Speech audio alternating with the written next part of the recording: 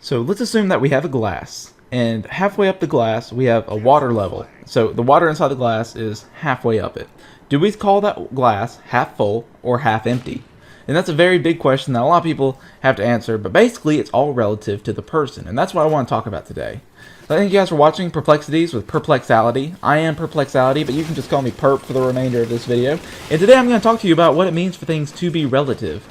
And what relativity is changing your perspective on the same situation to get a different outlook on it or a different answer from it. Do you understand what relativity is? We're going to go a little bit over Albert Einstein's theory of relativity, the general theory, of course. I'm not going to make it too scientific. I'm going to simplify it a lot. But basically, Albert Einstein said there were fixed things, there are unfixed things. Fixed things can be such as distance or speed or velocity. Those things that we cannot change. And so when we're looking at the glass, we know that the water is definitely halfway up the glass. But your perspective on it can change. Those are things that can change in the equation. That will give you a different answer. So basically, you can change your perspective to see the glass as half empty or half full. A good idea of what we can look at this is say we're looking at the size of an ant compared to a human. Well, obviously the ant is a lot smaller than the human. But if you compare the ant to a grain of sand, the grain of sand is a lot smaller and the ant is bigger. So big and small are relative terms in that they can change based on your perspective of what you're doing. Fast and slow are relative because you have to compare them to something else. If you're going 40 miles an hour in the middle of town, you're probably speeding a little bit. But if you're going 40 on the highway, everyone's probably honking their horn because they're getting angry at you because you're going so slow. Or slowly. So it really depends on how your perspective is on everything. And that's what we want to look at today in this video, because your different perspectives will definitely change your different ideas of relativity. And that's just what relativity is. So we're going to go ahead and use this and apply it to some really basic questions that you may have heard. Two questions to be exact. One is, if the tree falls in a forest and no one's around to hear it, does it make a sound? And the other is, which came first, the chicken or the egg? And we're going to answer both of these. And I'm going to tell you the correct answer to them, so you can go ahead and go tell them with your friends and kind of share that with a little brain teaser. But basically, depending on your definition of sound, that will change on whether or not the tree makes a sound if it falls in the forest and no one is around to hear it. That's what we're going to look at first. So I have two different definitions of sound right here. Both of them from freedictionary.com. You can go look at it. It actually has like 9 definitions on this, but I'm just going to use the first 2. And one definition says, vibrations transmitted through an elastic solid or liquid or gas with frequencies in the approximate range of 20 to 20,000 hertz, capable of being detected by human organs of hearing. Human organs of hearing just being the ear, and basically the important part is that the sound is capable of being detected by the ear. So basically, if no one's around to hear it, then no human is capable of detecting that sound. So from that viewpoint, from the viewpoint with this definition, our perspective changes and it doesn't make a sound because no person is able to hear it. Now let's use a different definition. Another definition of sound is transmitted vibrations of any frequency. Well, if the tree falls and it just makes a frequency, as long as it's a transmitted vibration, then it's fine. No person has to hear it. So by definition, even if people aren't around to hear it, it will still make a sound. So you see, from changing our perspective and changing our viewpoints or definitions of things, we can alter the correct answer to different problems. And that's kind of what we want to get at with this video, is I'm showing you that even though we have the same problem, the same question, we can arrive at two different things and have them both be correct. Another famous question that is, which came first, the chicken or the egg? And I'm going to use two different belief systems or theories to back this up. One theory is the theory of evolution. And basically, evolution says that there are things that came before the original organism, and when it had an offspring, that offspring was so severely mutated that got mutated into another species. It wasn't able to reproduce with its own species anymore because it was separated so much. So, what that means is, if you have some thing that came before the chicken, so there's something that came before the chicken, and it laid an egg. And that egg was so mutated that it actually formed a chicken egg because that egg just got turned into a completely different species from the thing that came before the chicken. It became the actual chicken. So theoretically, the egg came first because the other creature would have had to have laid an egg and let that mutate in order for it to become a chicken.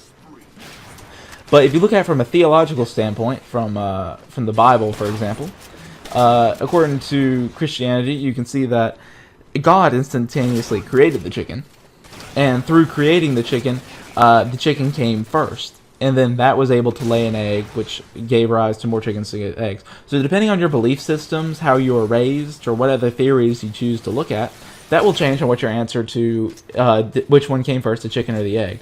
So you can actually ask this to your friends and kind of get interest on their viewpoints and everything.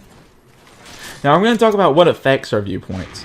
Because when you have someone with different viewpoints, basically you have someone who's thinking differently than you. And what affects how we think? It's basically how our brain develops. Now, one of the key things that affects how our brain develops is our genetics. People with certain genetics are most likely going to develop different types of brains than others, and no two people have the same genetic code. Therefore, very few people have the same brain. The only people who do have the same brain are identical twins because they do have the same genetics or same genes. So basically, from birth, we are already incredibly different from most people, in the other world. We really don't think the same way. Then throughout our life, we gain knowledge, experiences, opportunity, and we perform different actions and get different experience, and we store that somewhere in our mind. Even right now, you are storing this video in your mind. And through that, this video is changing how you think, and thus, when you're looking at something from a certain perspective, that perspective is relative to you because your idea is different because you'll be thinking differently and you'll arrive at a different answer. And that's kind of what I wanted to get at. So we understand that no two people are going to have the same brains. You are completely unique as well as everyone else is who's going to watch this video, or even those who don't. You guys are all completely unique in how you think and behave. So you're going to arrive at different conclusions than everyone else. I'd like to thank you guys for supporting this series. And to continue the series, I want to go ahead and get something out in the air and let it dry out, which is we are eventually going to get some very strongly opinionated people. We're going to get some opinions and answers and questions that are going to arise very startling facts and information. And I want you to go ahead and lay out your bias and just understand that people will think differently than you. And that's okay to think differently than you because they will form different opinions. And their opinion is not necessarily wrong, it's just different from yours. And that's what I really wanted to get at. Relative to the person, you will get a different opinion. And as long as you can learn to accept other people's opinions, you don't have to say it's true, you don't have to agree with it, but you do have to understand that people will think differently than you. And technically, from the other viewpoint, it can be right for them and not right for you. And that's completely okay. It's okay for things to be correct solely for that other person. It's actually the beauty of humanity is that we can all choose to be different.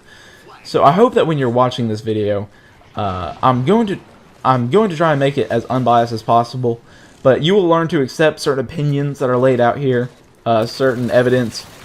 And I hope that you'll just kind of cognite and recognize it, because how I like to do these videos is I don't want to say one side is right or wrong.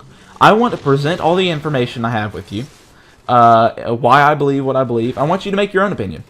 And usually I won't even try telling you what I believe, because I don't want you to be swayed by my personal beliefs, because there's no personal belief that's wrong or right. I just want you to kind of think your own way, develop how you want, and kind of create your own person, because the only person that can really change how you think is you. All of your experiences, effects, and everything are correct. So when you see people who are different, they just function differently than you, because relative to you and me, they may be completely different, but relative to other people like them, they are completely same and normal.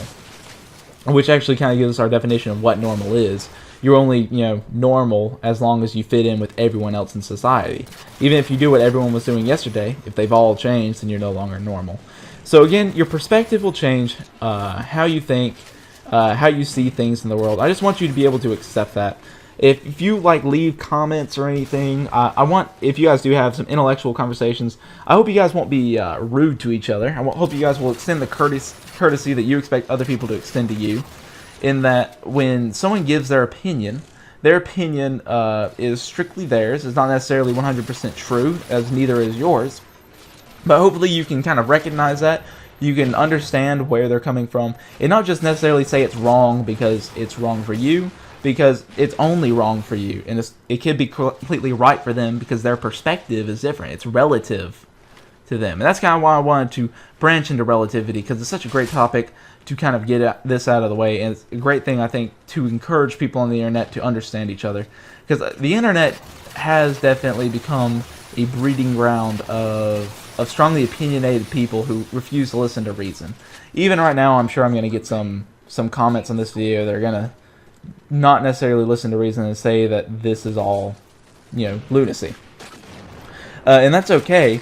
It's okay to go ahead and have your opinion. I just hope that people watching this video will learn to not judge people for their opinions and kind of accept them and understand everything that goes along. Because we can all learn to get along. We can make this a very fun, a learning experience. I hope that you guys take away a lot from this video and affect how you live your life, just like how I'm hoping that I can kind of take something away from these videos as well.